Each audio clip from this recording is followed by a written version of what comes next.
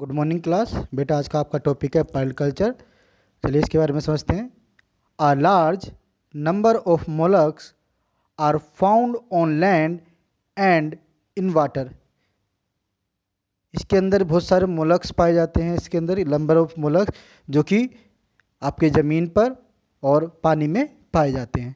They are use for food, ये खाने के लिए उपयोग में होते हैं। सेल, कवच के रूप में उपयोग होते हैं। एंड इन पर्ल इंडस्ट्री, और पर्ल इंडस्ट्री में ये काम आते हैं। Pearl is also known as moti, जिनसे माला बनती है आपके, कई सारे उसमें अंगूठियों में काम आते हैं, कई सारी चीज़ों में ये काम आते हैं। ऑर्नामेंटल थिंग्स में ज़्यादा काम आते हैं। ठीक है बेटा, चलिए आगे देखते हैं। Pearl is known to Chinese since 2300 BC before Christ. ठीक है, तो इसे 2300 साल पहले इसकी चाइना में इंट्रोड्यूस हुआ था। ठीक है, और आगे क्या है बेटा, history of pearl culture industry, कि इसकी हिस्ट्री क्या है। तो for the first time pearl culture started in the Japan. ये सबसे पहले कहाँ कल्चर किया गया? जापान में। कोकिची निकिमाटो, तो कोकिची निकिमाटो में इन्होंने क्या करा, is refer to be father of pearl industry in Japan.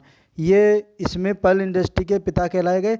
But इन्होंने क्या किया बेटा, इन्होंने नेचुरल रूप से ही निकाला, इन्होंने आर्टिफिशियल वे यूज नहीं किया था। ठीक है, Mikimoto come to know the pearl only culture in natural and not make why artificially. जो मैं आपको बता रहा था, इन्होंने सिर्फ नेचुरल बेसिस को प्रोसेस किया, आर्टिफिशियल वे से इन्होंने नहीं बनाया। ठीक, आगे देखते हैं।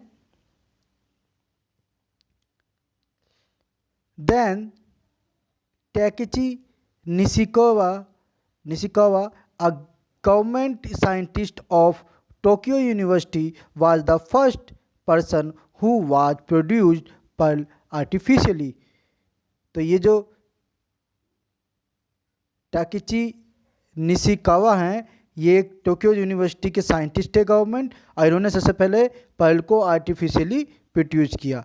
चलिए बेटा अब आगे देखते हैं इसमें। पर्ल प्रोड्यूसिंग मोलस्क्स, कि कौन कौन से मोलस्क हैं जो कि पर्ल को प्रोड्यूस करते हैं। A large number of bivalves have ability to produce pearl. इनके अंदर एक योग्यता होती है, ठीक है, पर्ल को प्रोड्यूस करने की, एक अधिक नंबर में, अंडर सुटेबल क्लाइमेट कंडीशन। जब क्लाइमेट कंडीशन कैसा होता है बेटा? सुटेबल होता है। बट परंतु है क्या, high quality of pearl are obtained from pearl cyst like Pinetoda nulgaris। ठीक है, तो ये जो हाई, उसमें कौन कौन कर लेता बेटा, ये एक सिस्ट होता है जो कि जिसे हम पिनेटोडा कह रहे हैं। ओके, चलिए आगे देखते हैं। Pearl formation is an increasing phenomenon for protection। ठीक है, तो बेटा इसमें क्या है कि जो पर्ल का फॉर्मेशन होता है, इंक्रीज फिनोमिनन फॉर प्रोटेक्शन। ये क्या होता है कि प्रोटेक्शन के लिए इसमें प्रोटेक्शन के लिए यूज होता है। आगे बताएंगे कि प्रोटेक्शन के लिए क्या यूज होता है। ठीक है बेटा, चलिए। प्रोटेक्शन अगेंस्ट फ्रोजन पैरासाइट्स, कि इसमें फ्रोजन पैरासाइट इसमें इसके लिए प्रोटेक्शन, इसके लिए रक्षा की जाती है कि इसमें एंटर ना हो। Small broken twigs of a sea seed और small insect eventually entering the body of cyst. हम क्या करते हैं इसके अंदर, क्योंकि इसमें एक बॉल बनी होती है, उसमें क्या करते हैं हम हल्का सा उसको रप्चर या छेद कर देते हैं, जिसमें क्या होता है, फिर उसके अंदर हम एक इसको सीड कह लो या फिर उसमें स्मॉल इंसेक्ट कह लो, उसके अंदर एंट्री कराई जाती है। फिर उसके बाद में जब मेंटल एरिया के अंदर बन जाता है तो मेंटल एपिडर्मिस होती है, वहाँ पर इसका क्या हो जाता है, जो आपका पर्ल है उसका फिर फॉर्मेशन होना शुरू होता है। ठीक, ये कुछ इस तरह से होता है कि मान लो इस तरह से एक लेयर है, यहाँ मेंटल है अंदर सब में, और ये मेंटल एपिडर्मिस है। ठीक, इस तरह से ये बनी होगी, और इस तरह से ये अगर बनना ऐसा शुरू होता है, और इसके अंदर क्या होता है हमारा, यहाँ पर ये पर्ल होता है, ये फ्रोजन पार्टिकल होता है, और यहाँ पर ये जो एरिया घिरा होता है ये पर्ल बन जाता है कुछ टाइम बाद में। ठीक है, चलिए आगे देखते हैं इसको। ठीक है बेटा, आगे देखते हैं। द मेंटल एपिथेलियम जिसकी हम बात कर रहे थे, फर्स्ट क्लोज फ्रोजन पार्टिकल, इसके अंदर पार्टिकल क्लोज हो जाता है, बंद हो जाता है, लाइक ए सैक, जैसे कोई हमारे अंदर कोई गुब्बारा नुमा आकृति होती है, and start to secrete concentric layer of nacre around it, NACRE, इसका मतलब होता है मदर सेल्स। ठीक है, चलिए आगे देखते हैं।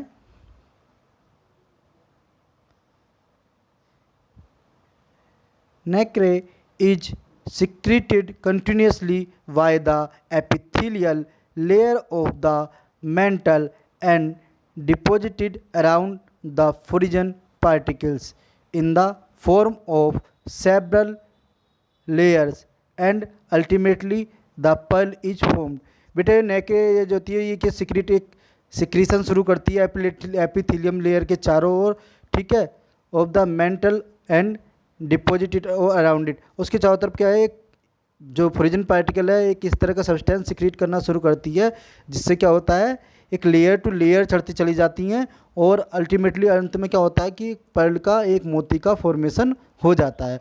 कि हम इस तरह से मान लेंगे कि फ्रोजन पार्टिकल है कोई, और इसके चारों तरफ क्या होता है कि लेयर बननी शुरू हो जाती हैं, और अंत लास्ट में क्या होता है हमारे पास में एक पल्स तैयार हो जाता है।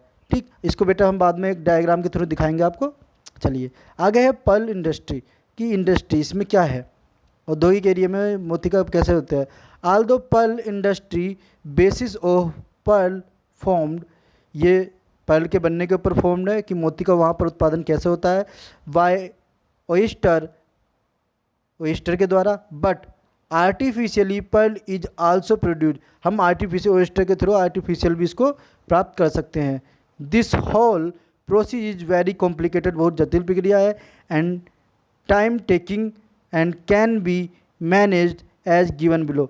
ये बहुत ही टाइम टेकिंग प्रक्रिया है और बहुत ही कॉम्प्लिकेटेड है, और इसको लगने में बनने में टाइम लगता है, और इसको कैसे मैनेज करते हैं वो आए के हम हेडिंग्स में सीखेंगे बेटा।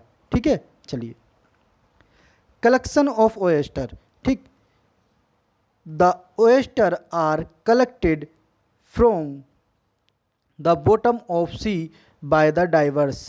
ठीक, ये डाइवर्स के साथ नीचे समुद्र में जाते हैं, वो इसकी तली में जाके समुद्र की वहाँ पर जो डाइवर्स होते हैं इसको कलेक्ट करते हैं। Each diverse has a small hand net, एक छोटा सा नेट उनके हाथ में होता है, और उस नेट में क्या करते हैं ये उसको ओयस्टर को पकड़ के उसके अंदर पिक करके डालते हैं। ठीक है, this net help in the collection of oyster from the bottom, और जो ज़मीन से नीचे से क्या करते हैं उसको कलेक्ट करते हैं। The collected oyster are stocked in the wooden bucket, और जो कलेक्टेड जब ये नेट से उसको पकड़ लेते हैं तो एक वुडन बकेट में उसको डालते चले जाते हैं। ठीक है, जो लकड़ी का बना हुआ होता है। आगे देखते हैं।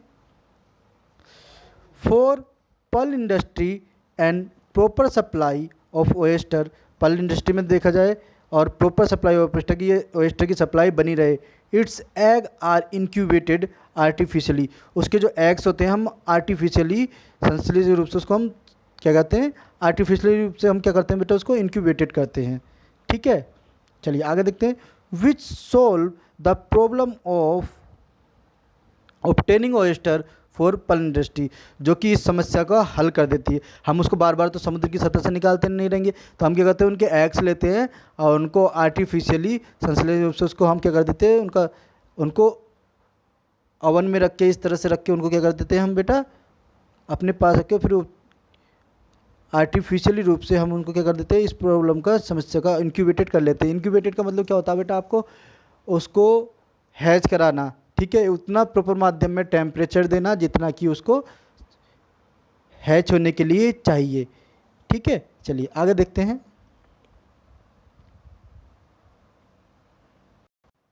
ठीक है बेटा, देखिए oyster are also collected by special type of cages, कुछ तरह के जाल होते हैं, केजेज पिंजरे होते हैं जिनमें हम इनको कलेक्ट करके रखते हैं। These collected oyster are now transfer to rearing cage, अब इन कलेक्टेड केज में से हम इसको किस में रख देते हैं, रेयरिंग केज में, जिनका इसमें पालन होता है। रेयर मतलब पालन करना।